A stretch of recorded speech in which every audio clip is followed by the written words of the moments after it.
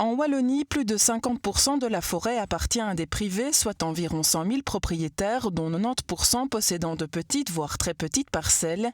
Des surfaces qui ne sont pas toujours bien connues de leurs détenteurs. Désormais, avec le portail cartographique qui vient d'être créé par la cellule d'appui à la petite forêt privée, ils pourront avoir une vision globale. Il y a quantité d'informations cartographiques qui sont théoriquement disponibles pour un propriétaire forestier privé.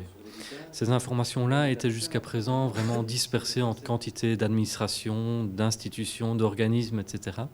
Et il y avait vraiment la volonté d'essayer de centraliser ces informations-là, connaître le statut au plan de secteur, connaître le statut Natura 2000 ou pas, savoir le type de sol, toute une série d'informations comme ça, et que maintenant, simplement en encodant ces références cadastrales, on a accès à ces informations-là.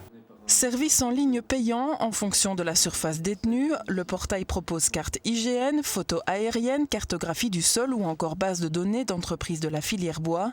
L'outil permet en outre d'encoder des informations sur l'historique des parcelles et les projets, traces précieuses notamment pour les descendants. L'objectif, permettre aux petits propriétaires visés par le portail, essentiellement ceux de moins de 10 hectares, de mieux s'approprier leur patrimoine.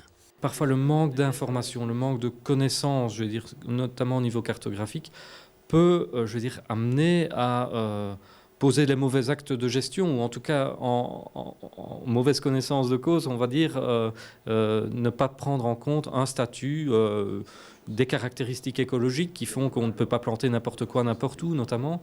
Donc là, c'est apporter la connaissance aux propriétaires pour finalement qu'ils puissent gérer au mieux sa parcelle. Une information plus précise pour ensuite encourager une meilleure gestion et valorisation de ces ressources, c'est donc le but final, dans l'intérêt du propriétaire, du secteur mais aussi du promeneur. C'est pourquoi à côté de ce portail, la cellule dispose d'un guichet d'information et propose des visites de diagnostic sur le terrain. Elle mène également des opérations de gestion groupée de propriétaires dans des massifs particulièrement morcelés.